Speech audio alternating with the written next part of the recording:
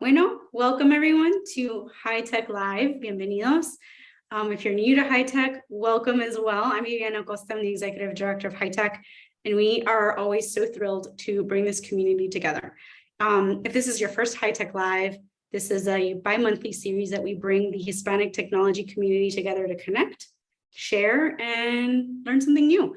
Our sessions are informal, so if you have your cameras off, feel free to turn them on. But this is where we get to hear from our partners and our community members on topics that touch on tech, leadership, DE&I, and everything in between. A few housekeeping things. Go ahead and rename yourself. That includes your company, so people know what organization you're coming from. So I put Viviana-HITEC. Please keep your camera on if possible, and we'll be having some Q&A at the end, so keep your questions ready to go for that. But in the meantime, please mute yourselves so we don't hear any background noise while our speakers and panelists are chatting today. So today's panel session, what are we talking about? It's being led by our friends at Cisco, so thank you, Cisco, for leading this discussion on bridging the workforce opportunity gap. With the rise of automation, pressures of the pandemic, changing skill requirements, there's a lot of discussion on workforce opportunity gap. Yes, there has been conversation on the skills gap, and that's all very well and true, but then there's also the opportunity gap. And what does that mean? Unequal access to education and professional networks, and especially across our minority communities, which contributes to the chasm in matching people to well-paying opportunities. So what are we talking about today? We're going to talk about what are companies, nonprofits, and governments doing to bridge this opportunity gap. And so to lead today's discussion is Laura Quintana, Vice President and General Manager of Cisco Networking Academy, and our esteemed panelists to discuss these opportunities and solutions. So with that, Laura, I hand it off to you. Thank you so much, Viviana, and it's really a pleasure to be here. And before we get started with an excellent panel that you're going to be hearing from, I want to take about 10 minutes to do some context setting. And so, Viviana, yes, if you can help me with the slides here, that'll be great. I think we need to go into slideshow at the top. Use slideshow if you don't mind. Yep, thank you so much. I forgot about that last step. Thank you. No worries, all good. So let's get started. If you can move to the next slide, please, with the new workforce dynamics. Coming, as we all know, out of the most impactful human event of our time, the last 2 years have had a lasting impact on the future of work. And what I'm sharing here is a recent report from Gartner that highlights 9 future of work trends that have great impact on the employee experience. And I'll just focus on 3 of them. So there's a shortage of critical talent. Businesses, as we know, are challenged with finding talent with critical skills needed to meet their business needs. They're having to broaden talent strategies to fill needs effectively and efficiently, whether that's rethinking hiring practices or supporting internal development and movement. In the area of diversity, equity, and inclusion, or DE&I, outcomes could worsen if proximity bias becomes a recipe for inequity. For example, in this Gartner report, 76% of managers surveyed said that on-site employees are more likely to be promoted. And what's the challenge with that? Considering that women and people of underrepresented groups are more likely to want to leverage flexible work, we need to ensure that all employees are supported in a hybrid work environment. And then lastly, wanted to highlight that Gen Z wants in-person work experiences. Although they are very comfortable with hybrid work, given the experience they've had with hybrid education, they want to build human connections. And for them, remote work is about continuing connections that they built in person while maintaining a flexible work schedule. And so the needs of entry-level hires will impact decisions regarding onboarding, office redesign, and talent development. Next slide, please. So we see that the world of work is changing. and the workforce required to do the work is also changing at an unprecedented pace. And with the acceleration of technology and technological advancements, companies of every size, small businesses, large businesses, industries across the board are struggling to find employees with the skills to drive their businesses forward. And some stats to share here with you. According to Deloitte, 76% or 71% of CEOs anticipate the skills and labor shortage will be 2022's biggest business disruptor. And in a recent study done by Salesforce of 23,000 workers globally, nearly 3 out of 4 respondents to a survey that they conducted said that they aren't equipped with the resources to learn the digital skills they need to succeed in the current and future workforce. And then finally, another important one to highlight. This is a report from Korn Ferry. They projected that 85 million jobs will go unfilled by 2030 due to skill shortages, resulting in about 8.5 trillion in unrealized annual revenue. If we can go to the next slide. We see that middle wage jobs that offer entry to a career path are becoming more and more difficult to obtain. And this is not only due to a skills gap, as you highlighted earlier, Viviana, in opening up, but to an opportunity gap. It's this unequal access to education and professional networks, especially among underrepresented groups, that contributes to this growing chasm in matching people to well-paying jobs. And we know that businesses, from factories to fast food outlets to hotels, turned to technology to operate during the pandemic. And this latest wave of automation could not only disrupt, but also eliminate jobs, particularly impacting low-wage workers. And when employers rely solely on candidates with 4-year degrees, they overlook a huge talent pool of capable people with valuable skills developed on the job or at community colleges that are developed in training programs or through military service or alternatives to college. If we can go to the next slide. And the opportunity gap has primarily impacted Hispanic and Black Americans. According to a report from Brookings Institution, advancements in automation and the economic impact of the pandemic disproportionately affected Black and Latino workers. These workers are more likely to be employed in jobs that are at high risk of being automated in the next 2 decades, and jobs that cannot be done remotely in some cases, jobs such as cashiers, retail salespeople, or waiters and waitresses. The report evaluated 30 jobs with the highest automation risk scores and with the highest number of employees in these job families, and together they represent over 36 million American workers. These occupations, just to give you a sense of the makeup, these occupations make up 24% of the Black employed workforce in the United States and 30% of the Hispanic employed workforce. And here are the key findings. Compared to white workers, the data shows that Black and Hispanic workers are more likely to be concentrated in occupation at high risk of being automated, whereas Asian workers are more likely to be in occupations at low risk.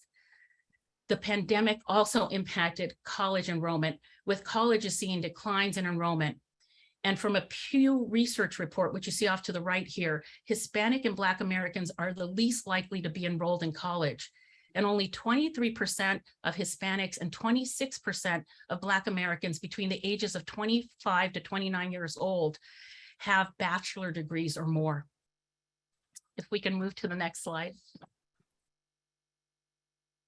So I hope you can see here that it's an economic and a social imperative that we create a diverse and inclusive workforce with equitable representation. The Hispanic population in the US grew 70% from 2000 to 2019 and now makes up 18% of the US population and is expected to represent nearly 30% of the US population by 2060. We need to look at opportunity gaps where people are underrepresented and work on leveling the playing field. And uneven investment An uneven economic recovery poses a real and long-term threat to social mobility, equality, and frankly, prosperity for our country overall. It's important to create a domino effect. We know that diverse leaders hire diverse workforces. A diverse workforce takes their paychecks back into their communities. Those communities start to become much greater and more powerful tax bases. And from there, the domino effect is beyond the worker. Then communities begin to address greater inequities to lift people everywhere. If we can go to the next slide. I'm with Cisco Networking Academy. As you introduced me, Viviana, I'm a Vice President and GM, and I thought I would quickly highlight how we're focusing our efforts to address the opportunity gap. We provide IT skills to jobs, education to empower people everywhere with career opportunities. We partner with governments, academic institutions, nonprofits, and employers, creating a vast ecosystem globally. We've trained over 17.5 million learners in 190 countries over the past 25 years, 2.1 million of that 17.5 in the US. And today, 38% of our students in the US are underrepresented minorities. And outcomes are so important to us. 95% of students who take our certification aligned courses attribute their participation in the Networking Academy to obtaining an education or job opportunity. And so that's just to give you a snapshot of some of the work we're doing with the Networking Academy. If we can move to the next slide. It's really going to take government, business, academic institutions, and nonprofits committed to a comprehensive reskilling and upskilling agenda to give all people an opportunity to participate in the digital economy. When we can all come together, we can really do great things. And on that note, I'd like to hear from our panel, and we will start with introductions. If we can go to the next slide. And so Richard Grotegut, I'm going to come to you. If you can please introduce yourself. Yeah, thank you, Laura. Hopefully you guys can hear me okay. Yes, we can. Okay, great. Richard Grotegut. Thank you, Laura. I'm the director of the Western Academy Support and Training Center, WASTC, that's housed at Diablo Valley College in the Bay Area. WASTC supports Cisco Academy programs that Laura talked about at over 350 academic institutions and nonprofits right now. Formerly, I was a regional director for the ICT sector, serving the 28 San Francisco Bay Area community colleges. And all the while, I've been teaching and organizing, coordinating, advising training programs in the ICT sector all that time. And I'm thrilled to be participating here at HITEC, and thank you for having me. Thanks so much, Richard. Maria Medrano, I'll move over to you. Gracias, Laura. Maria Medrano, I'm Senior Director. I'm at Google, and I keep saying Google because I was at Cisco for a very long time, but I'm at Google leading the diversity strategy, is more focused on the external partnerships and alignment with policy. So it's very gratifying to be able to be on this panel to really share the experience and truly outline the opportunity that exists to bring together many, many different stakeholders. So looking forward to our time together on this panel. Great, thanks, Maria. Emma Trevino. Hi, good afternoon, everyone. Emma Trevino, Vice President of Program Operations for Sarah Jobs for Progress National, or for short, SIR National. We are a national nonprofit, and we provide diverse programming from cradle to career. We have early head start programs all the way to senior training programs and everything in between. We are turning almost 60 years old in serving our communities. We serve over 1 million each year, and through our 32 SIR networks of affiliates all over the state and including Puerto Rico. So thank you for having me. Thank you, Emma. Amazing work being done by SIR. And Alberto Zarate Montoya, can you please? Thank you, Laura. My name is Alberto Zarate. I am a leader in Cisco for our D&I support for the talent acquisition team. And my main focus is to support in developing and executing business strategy in diverse, inclusive hiring practices. And I also have the fortunate to act as the pillar lead for Conexión, which is our Latinx ERG here at Cisco. And I'm very happy to be here participating with all of you. Thank you, Alberto. And so panel, I have a question for all of you. How can companies change the way that we are hiring to accommodate the changing workforce, and what's needed now? So Maria, I'll go over to you, but I know all of you probably have a point of view. Absolutely, absolutely. So I can tell you that we are in a very unique time in regards to understanding the shortages and the gaps that exist in our workforce, but most importantly, the responsibility that companies need to have, because our biggest differentiator across any organization are the people that they have. And so we cannot ignore the fact that we need to ensure that we are preparing them. From a Google perspective, I can tell you over the last couple of years, there's been a lot of conversations on what are we doing to really change the way in which we talk about talent, just so that we're actually thinking about not a cultural fit, but a cultural add. And it's not as simple as just saying, okay, we're going to go from cultural fit to cultural add. What does cultural add really mean? How do we define the additional pieces that are necessary to ensure that people can bring their full selves to work? And so that's included real opportunities to make sure that we have strategic approaches to how we're meeting talent where they are, really as it relates to even providing opportunities to create the skills we need in the organization. So we partner across the organization by having certifications with our Grow with Google teams, really ensuring that we're having trainings that's available so that talent know how to go through a Google interview process. We also make sure that those trainings are helpful to ensure that even if they don't come to Google, they can go to any other technology company, because the goal is to make sure that the talent are able to achieve roles that are paying well. Laura, to your point earlier, right? We want those paychecks that are going to go back to our same communities to allow the opportunity to see that there is so much richness around the fact that people can come to a role that they can actually enjoy, that they can then take back to bring their community into. So as I think about the different elements of what we've done internally, it's aligning around cultural add, it's around ensuring that we're meeting talent where they are. It's about looking at the skills that are needed through a different lens. It doesn't need to be a traditional degree any longer. It can be the certifications that are out there, because it's all about skills. And the other piece is around how do we make sure that we continue to progress talent? Because there's one thing about bringing them into the door, but what do we do to retain them? And what do we do to grow them? I like to say to progress them. So we can not only see them inside of the organization, but we can see them in leadership roles and then some. Because again, to your point, Laura, I said the people that are hiring, if they're diverse, they tend to hire more diverse talent. So we need to make sure that we're bringing in our Latino task force, that we're retaining them, that we're progressing them, and that we're moving them to leadership roles. I can talk for hours around what other things that are being done with partnerships and stuff, but I will stop now because we're all on the panel and allow my friends here to share more. But it really is around intention and making sure that you have a strategic plan and approach to making a difference. Maria, I could listen to you for hours. That was just so amazing how you comprehensively laid out multiple levers that can be put at play to meet talent where they're at and have them progress. Alberto, could you share your perspective on things that are changing to accommodate the workforce and the needs that we have now? Of course. So I love what Maria mentioned about intention, because I think that that's the first step to really drive transformational change, right? Once we have intention, we can build the mindset around it, which is acknowledging the gap. So this is happening. What are we going to do to address it? Once we have the mindset, then we start building the mechanics around it so we can actually do transformational activities to bring that talent over to the company.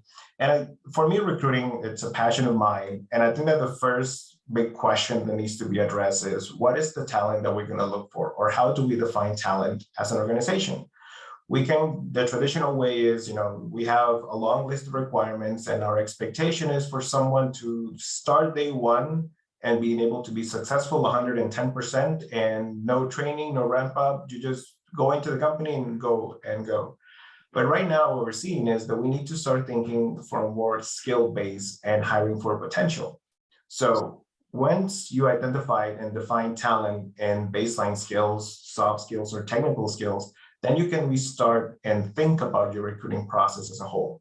From your job description of how we done our homework of identifying the skills that we need for this role to be successful, at what level, And from the job description, then we start thinking about how are we attracting the talent that meets the skills? How do we evaluate that talent? Going from even now, do we interview against the role or do we interview against the resume? Do we even need resumes from this day and age or moving forward, right? So how do we evaluate talent from that perspective? And then how do you select the talent from there? Because if you think about hiring for potential, and if you are able to meet someone at a 70%, 80% skill match to that role, and you can develop, like Maria was mentioning, it helps retention, it helps having that people that stay in the company and to grow them. And I would even go and say, like, this doesn't only apply for maybe early in career talent, it also applies for mid and even leadership talent in that sense. What are the skills that a leader needs and how can we develop? And how do we develop? I think it's a really big key component because we can never, and this is a phrase that we tend to talk about in recruiting, we are never able to out-hire attrition. If you're not able to retain the talent, if you're not able to nurture it, grow it, you can do all the strategy that you want, but you're not able to move the needle to the right place. So making sure that you have that workplace that can, like Maria was mentioning, progress the talent towards the company, then is when you really have a transformational change in how you recruit and how you look at talent. Alberto, great points. And Maria, I saw you're in the chat. She completely agrees with you. Completely agrees with you. I love what you pointed out about not only recruiting talent, but also developing leaders so that they're putting practices in place as well to retain the talent, to attract the talent. Excellent points. Richard, would you like to comment? Give from your perspective, right? The educational lens, if you will, here on what companies should be doing. Yeah, thank you, Laura. And I'm a bit biased for community colleges, haven't spent so much time with them. And I think, and I put this in my bio, that I feel that community colleges are really kind of a hidden gem that can help us solve not only the opportunity gaps, but also the skill gaps too. And I'm kind of been thinking all along that I wish that companies would rethink their hiring practices and not demand a bachelor's degree for so many of the positions out there that really just need the technical skills. And so I'd like to see that happen. I think that would be very helpful. Again, community colleges, the hidden gem. I think employers need to look at those resources. And Richard, given what we heard from Maria, and we also heard from Alberto, we know that Google and Cisco are already putting some of those practices in place. And I appreciate what you're sharing here, because I think it's a call out. Within HITEC, we have individuals representing Fortune 500 companies. It's a call out to everyone. We're all accountable to driving this change. And so I really appreciate you sharing that. Emma, what is your perspective? Being at a nonprofit, you too are working in various areas to address the needs of the changing workforce. What would you expect companies to do? Well, just echoing everything that my co-panelists just mentioned, but I really think we need to change the mindset of the hiring, the HR departments, the company organizations, and looking at the job centers and looking in nonprofits that we provide these programs, these short-term certifications. And now that we've shifted from welding, plumbing type of certifications to cybersecurity and coding, and these kids are graduating from community college, from our nonprofits, from job centers, but they don't look, our companies in HR, they kind of don't look at, well, let me see that pool and, to hire. And I really think companies need to engage all of us in creating internships, mentorships, and apprenticeships as well. So I feel like we're kind of the stepchild or the hidden gem, like Richard said. But there's a great pool of talented, skilled students and recent graduates that are out there that just need to, the company need to engage in that pool, like just changing their mindset instead of going to Indeed or other portals. Look at us. We have this great pool of skill set individuals. They're just ready to get hired and looking for that next step. Emma, it is so important that you called it out. I have so much respect for the nonprofit sector and all the work that's being done by nonprofits to address the underserved. and you're out there and you're doing all the heavy lifting, because I could tell you all, given that I've seen some of the work that Emma and others do, it's a lot of heavy lifting to address this opportunity gap, and corporations need to stand alongside you, right, to come and do our share here. And so thank you for pointing that out, that when it comes to recruiting, not only doing the traditional universities, colleges, what have you, what about the nonprofits? Richard, you mentioned, what about the community colleges that are also doing such great work in addressing diverse talent?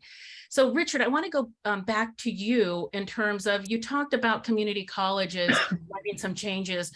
What is the new role of community colleges in addressing the opportunity gap?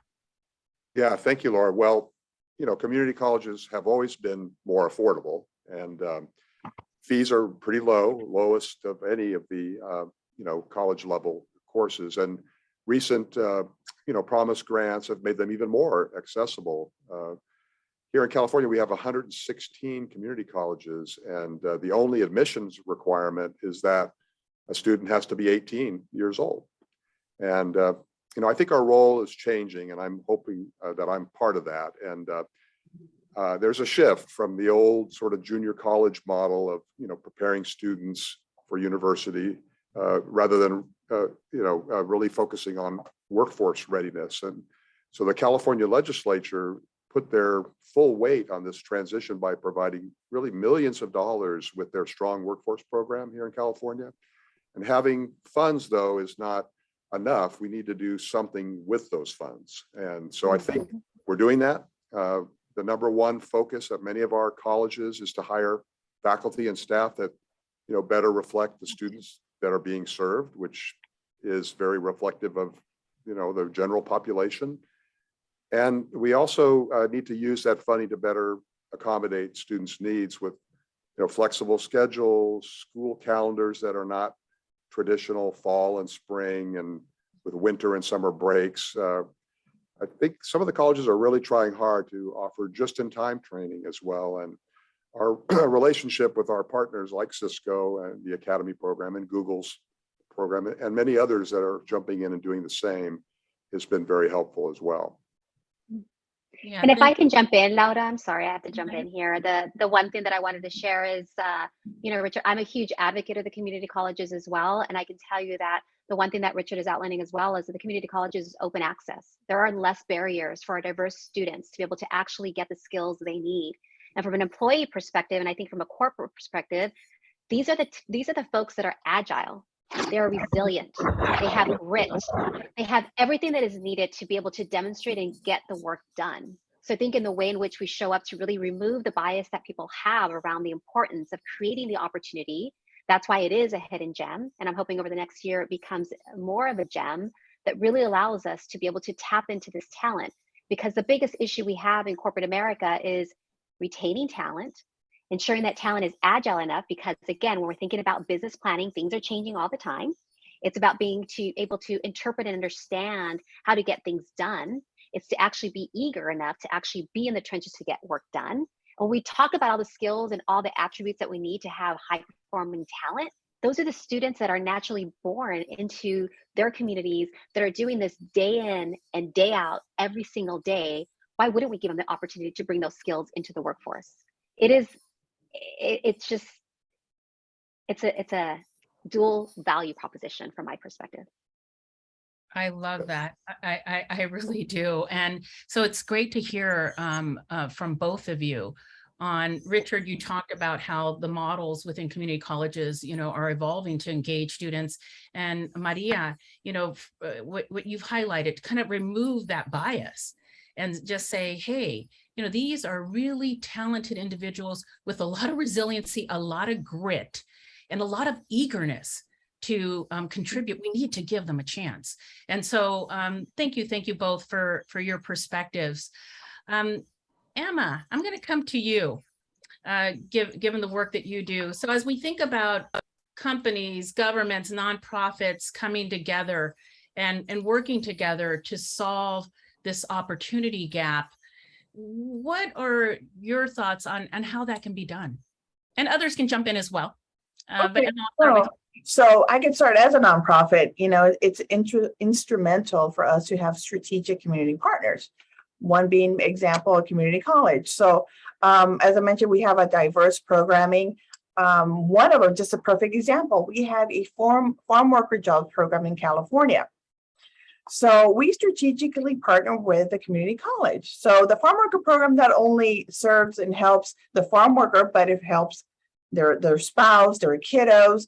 So these individuals are in turn in the community college, we're able to assist them not only to pay their tuition, to pay their books. If they don't have the means to, to and from, we, provide gas vouchers, etc. So between us there and the community college, we're able to ensure the success of that student, right? And ensure the success of that family. So the tier that's missing is the engagement of our companies and engagement, or maybe the education that is the need is there, right? So we need the companies, our organizations to come in and create those internships, look at us in a way to hire recent graduates and help, because nonprofits, job centers, community college serve the underserved, serve the minorities.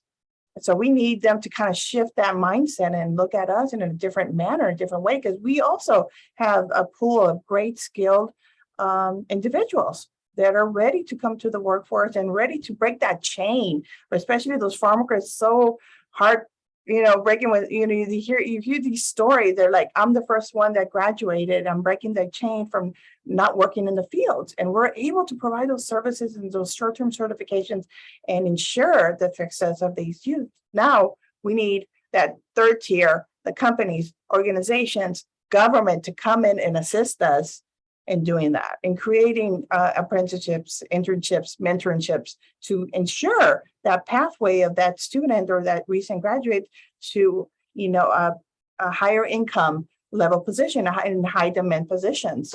So I think that's what's missing, and that's we have some work to be done and in educating and having these folks engaging with us more, that it hasn't been done in the past. Emma, thank you so much for calling out that as one of the many examples of the fabulous work that you're doing.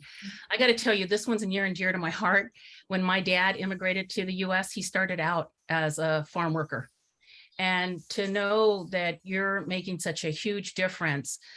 Emma, can you talk about the areas that you're working in, that SED is working in? And I say that, so for the audience, for those of you out there, Viviana, for all the contacts I know you have within HITEC, I think this is just really important, because what Emma's calling out is this is not only helping the farm workers, but their families. Mm-hmm. This is about creating future generational wealth for these individuals, right? Not having the same cycle. So Emma, call out the parts of California that you absolutely. So we're in Santa Cruz County. We serve the whole county, Santa Clara County. And now we're going to Southern California. We're in Imperial County and Santa Barbara. So if any of those are interested in reach out, Ms. Quintana has my contact information. If you have any ideas or a partnership we would like to collaborate in, please do not hesitate. Emma, if I can, I think it's super. Emma and the rest of the group. Sorry, real quick, if you guys want to put in your info in the chat, that way folks can reach out to you directly and connect that way. That would be amazing. And just to be very explicit, what Emma is talking about are investments that SED, the nonprofit, is making to help lift, and I love the way you put it, Maria, this is out of the cycle of poverty, lift people out of the cycle of poverty, Latinos across California. And so if, we can step in, again, these are companies coming alongside a nonprofit to make a difference. Please, it's going to take all of us, right? This is where the power of all of us coming together. Maria, were you going to make a comment? Were you going to? I was, please, me, please Laura. The one piece, Emma, that I wanted to call out as well is what's missing here is the bridge, right? It's the bridge between the community colleges and the corporations. And so for anyone that's out there that is willing to be a pioneer and innovate, I think this is an opportunity to be able to make that happen, because there is going to be so much value that's extracted, even if it's just the bareness of having your executives, your leaders connect with Emma and their students or their people that they support, to be able to have proximity, for them to understand that there are people that look like them, they're in roles, so they can see for themselves what's possible. Because the beauty about our community, as a Latino community, is we don't do anything, at least from my perspective, we don't do anything for just ourselves. I know that every move and everything that I do is for myself, for my papás, for mis hermanos, los primos, los compadres, mis hijos, la vecina, you mentioned it, it's always for someone. We're always looking to provide information. And so I think it's the biggest opportunity we have, is to create that visibility, because collectively we can move it together. And I know there's a lot of intent. There's tensions everywhere. I've spent my weekends connecting with many different organizations, but how do we do it in a way that it can be scalable and repeatable, that allows for direct line of sight to really talk about the ROI? And it begins with these real conversations that we're having today. Thank you, Maria. Yeah, thank you, Maria, too. The bridge is a great kind of metaphor for what we need to build. I think Cisco's original logo was a bridge, right? And I think their first device was a bridge too, actually. But we need that bridge between the community colleges and the nonprofits too, because we do training pretty well and educating pretty well, but we don't do the wraparound services that nonprofits often provide for students. And so, if we can get many of those partnerships going, I'm happy to introduce you to other schools in Santa Clara County if you're interested, and also Santa Cruz County too. I work with schools there as well. Thank you, Richard. Yes, I'll be reaching out. Yeah, Emma and Richard, you got to connect. This is an important opportunity. So, hey, Alberto, I don't know if you had anything else you wanted to add, or otherwise I'm going to move to a rapid round here, rapid fire. Yeah, just real quick, I think that this is the importance of something that our community knows well, which is, again, familia, but creating a partnership and creating a diverse ecosystem of partners from different avenues, from community colleges, nonprofits, HBCUs, HSIs. And that is when we build that ecosystem, then we start, and we have proximity with our communities, then we understand what Richard, you were mentioning. What wraparound services do we need to incorporate into the organization to make sure that we're serving the community, that we can attract, evaluate, retain that talent in the best way as possible? So I just loved the example and just the spontaneous of the conversation of like, hey, let's build this connection, because that's what we are. And that is something that really drives our community and something that really has the importance and the power to create transformational change. And that would be just to close up. Sure, I love that. And so again, in the interest of time, and for those out there, if you have questions, please, we're going to get to the Q&A. So rapid fire for everyone here on the panel. Please share something you're working on that you're passionate about. If you could share that with the audience. So I want to go ahead and get started. Just STEM, we had kind of put it in the back burner because of COVID. And what we do is engage those high schoolers, especially in low income communities, and exposing them and bringing STEM into their high schools, doing competitions and, supporting them in every which way. For those that might, that other than Sarah coming in, they wouldn't be exposed to any kind of STEM related activities. So I'm working on that. I'm also looking for partnerships. We're doing it, wrapping it up here in DFW, but it is nationwide. So if anybody's interested, just shoot me an email. Just put my email on the chat. So thank you. Thanks, Emma. A lot of people working on STEM in the audience and with HITEC. Alberto, what are you passionate about that you're working on? Oh, having these conversations with business leaders about how can we make an impact. Those are difficult conversations, but they are the most rewarding ones, because when you create a strategy and plans of action around it, and at the end, what we do here is that we want to bring good paying jobs to communities. And that is the impact, and that is the power of recruiting, which I am forever passionate of, discussing that and talking about that. So seeing the strategy put to action and seeing the change that we're able to do on a day in and day out, that is something that helped me wake up alongside a good cup of coffee, of course, but really keeps me engaged during the day. having those conversations day in, day out, it's something that I cannot tell you how much it really changes you about when you see that passion and you see that work put to action. That is great. It's about getting that outcome. You mentioned you could start with strategy, but if you can't get to the outcome, right? Yeah. So I'm focusing on the actions. Love it. Richard. Oh, yeah. Thank you, Laura. Well, I'm passionate today, like I have been over the last, I don't know, 30 years, and that's teaching. And I'm still teaching. I'm actually in the classroom right now and waiting to go back into class. Where are you at, Richard? I know you teach at various places. Where are you at? Yeah, right I'm at San Jose State Okay. University. So I decided to try to do something about our stodgy, university system, and so trying to infiltrate here. But yeah, again, teaching is my thing. And talking about stodgy, I think a recent thing is I'm involved in a partnership with Jobs for the Future, JFF, and IBM of all companies. Talk about stodgy, that are interested in reaching out to and doing something, with the community colleges as well. Passionate about teaching. You're changing lives, Richard. Not only community colleges, now at San Jose State University. Thank you so much for all that you do. Honestly, we need more. We need more educators like you. Yeah. Thank you for all the content that allows me to teach. All right, Maria. Can you hear me, Laura? Because my AirPods died after many, many hours of meetings. Can you hear me well? Yes. Yes. Okay, Can hear great. you very well.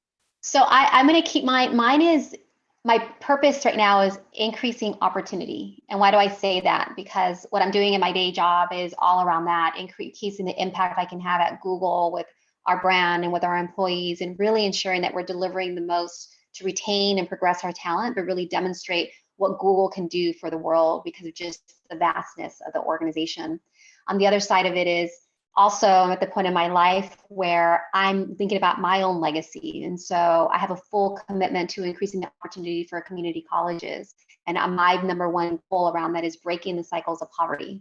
If I could do that all day and all night, that's what I'd be focused on, and ensuring that our students are respected for the value they bring into a classroom, but most importantly, being the bridge into the corporate world. But before that, it's being a bridge to colleges so they can find their way, they can find their footing, and they understand that we need their true selves to walk into the corporate room, not a facade. And so that is what I'm doing day in and day out. I'm connecting with lots of folks because I know that I've been given this opportunity to connect with people from around the world that it's not by accident. And I know that from my own personal experience, I'm supposed to be a statistic. So I'm not going to let that go to waste, and I'm going to change some things. So that's what keeps me going, and that's my purpose. Wow, Maria, you're going to change the world here. It's incredible. And I love how you anchored on breaking the cycle of poverty being one of your most important purposes and legacy you want to leave. That's incredible. And so, Viviana, I'm going to turn it back over to you for the Q&A. Sounds like a plan. Let's get the Q&A started. Any questions out there?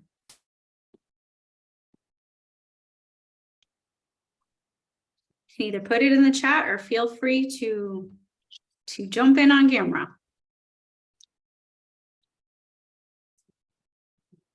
Well, I'm going to kick things off then with a question. And first of all, I want to thank all of you for coming together on this really important topic. I love that all these different types of organizations are coming together, corporate, nonprofit, government, to really try and find solutions to this opportunity gap challenge that we are facing, because it is something that we're facing. And so really applaud all of the work and the boots on the ground efforts, because it is a lot of boots on the ground effort to make this type of work happen. So, applause to all of you for that. My question is, because we have a lot of HITEC community members on this call, right? And this could be anyone on the panel, so please feel free to chime in. How if I'm a HITEC community member, how do I participate? How do I engage? How do I move the needle? How do I make this help you all in your endeavors make this work happen? May not be an easy question, but it's what came to mind to me as we kind of bring this amazing community together. So I'm gonna keep mine. Oh, Laura, go ahead. No, go ahead, Maria. Go ahead. I'll start, and then you take us, Laura. I was just gonna say, so HITEC has a really. Oops, Maria, can we? We lost you, Maria. We lost you. Are you still there? I think maybe her AirPods. Yes. Can you? Yeah, There she is. yeah, we can hear you. That HITEC, I've known HITEC for quite some time, and so the organization has a really warm place in my heart. And so I say this con mucho cariño y mucho respeto around what is possible. But I would say for a HITEC community, I would ask that you listen. Like you really take the time to listen to the real lived experiences and the real stories that are out there. And then don't be afraid to ask questions. Like ask questions to truly understand what is the opportunity that we have to really change the dynamic and really get out of same conversations that we're having over and over. Because I think if we take the time to truly understand what is the opportunity, we can actually collectively come together to really solve for it. So I'm just going to leave those 2 points, because when I think about the many conversations that I have, I've been in the tech industry now for almost 20 years. I think that there is something to be said about listening, asking the right questions to really align on how we can collectively come together to make impact. Laura, I'll pass it to you. Sure. No, and I really like that, listening, how we come together. I would also say, any individual out there, if you want to make a difference, and maybe you don't, Viviana, maybe someone's saying right now, I'm not sure how quite to start talking to people, start learning about the opportunities out there to make a difference. If you're curious about a particular, whether it's a nonprofit or organization, go and explore this, because here's the thing. Everybody, we're all empowered. I honestly see that we're all leaders and we can make a difference. You don't need to move into a diversity role. You don't need to move into a corporate social responsibility role. You don't need to be an educator to go and make a difference. Maria, you mentioned this. I mean, if you look at statistics, I mean, as Latinos in tech, we're still underrepresented.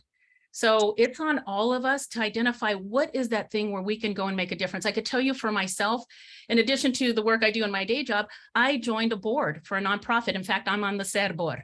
I'm on advisory councils. I'm on the San Jose State Technical Advisory Council. I'm on Love Never Fails. It's an advisory council for victims of human trafficking. So there is so much that we can do as individuals. And not only that, but I would say, because this just hit me, advocate within your companies. When you see that something isn't being done quite right, speak up. It's part of your leadership. You're only going to help the company be better. If you're seeing that diverse practices aren't being put in place in terms of diverse interview panels, diverse talent pools, speak up. So those would be some things that I would share in terms of how individuals can get involved. And I agree with you, Laura, in the fact that we need to believe and that we need to empower ourselves in believing that we are change agents. In all of our roles, in all our industries, we do have that power, and we do need to help the businesses and all the organizations that we belong to start developing intention, to start fostering that mindset and also putting it to action. I often use the analogy that we will all love to be like a switch. Like we just turn on the switch and then we turn on the mindset and we turn on the action and we have everything going on. But it's actually a dial. And the ones that push the dial are the ones, we're the ones who raise our voice and then we talk about these topics. Even though that they can be complicated, uncomfortable for certain individuals, we cannot shy away from those conversations. Because if you talk about it, you start moving the dial towards it, and then you start seeing actions to fruition. So I think it's very important to empower ourselves and to believe that. All amazing answers. Thank you for sharing.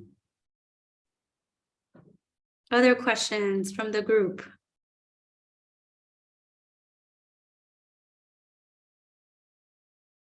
Viviana, I'm surprised we have, we've either left people speechless, but I'm saying, come on, Latino community. Guillermo, I see you out there.